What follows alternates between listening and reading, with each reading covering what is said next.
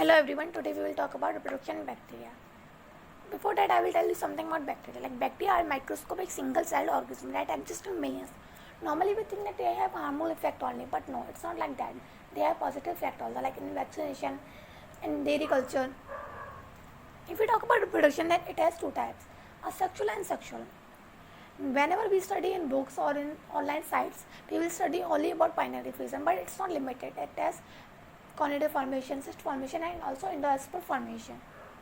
We will start with binary fission and we will cover all those topics. If we talk about binary fission, then in this, the single DNA molecule replicates and both copies attach at different points to the cell membrane. As the cell begins to grow and elongate, the distance between two DNA molecules increase, and that's how they form two daughter cells. Conidia are kind of spores. They occur in filamentous bacteria like Streptomyces. In this, the part of the filament which bear conidia is called conidifera. After detachment from its mother and getting contact with suitable substratum, the conidium terminates and gives rise to new mycelia. That's all about conidia formation. If we talk about budding, then cell develops small swelling at one side which gradually increase. Then nucleus undergoes division, where one remains with mother and the other one with cytoplasm, and that goes to swelling. The outer growth that is known as bud. An example is Rhodomicrobum vanillii. Then we will talk about cyst. Cysts are formed by deposition of additional layer around the mother cell. These are resting structure. Like in favorable condition, they will work normal as mother cell. The example of cyst is Azotobacter.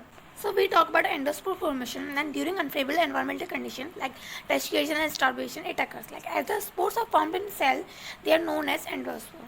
One bacterial cell forms one endospore. And the example of endospore formation is Bacillus. If we talk about sexual reproduction in bacteria, then it has three types: transformation, transduction, and conjugation. We will start with transformation.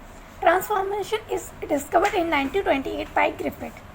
In this, DNA from one bacteria is transferred to another bacteria. Here is a diagram to show this. Like you can see uptake of DNA by competent bacteria. The DNA may be integrated into the genome or exist as a plasmid. Next one is transduction.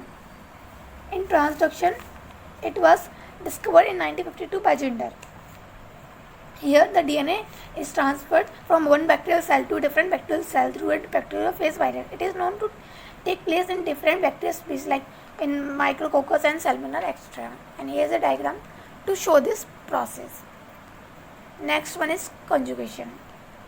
Conjugation was firstly discovered in E. coli by Lederberg and Tatum in 1946. It is a direct transfer of the genome. Here the genetic material of a bacterial of a specific strain is shifted from a donor or male into that another bacterial cell receives a female of a different strain. The donor cells have a sex factor or F factor, and the recipient cells do not possess the factor, and thereby it is expressed as F minus strain. And here is the diagram to show this. As you can see, donor and recipient. Donor can be known as F plus and the recipient can be known as F minus. The green one is shuffle plasmid and the red one is chromosome. As you can see that they form a pilus and they connect and then they divide into two cells. And thank you so much.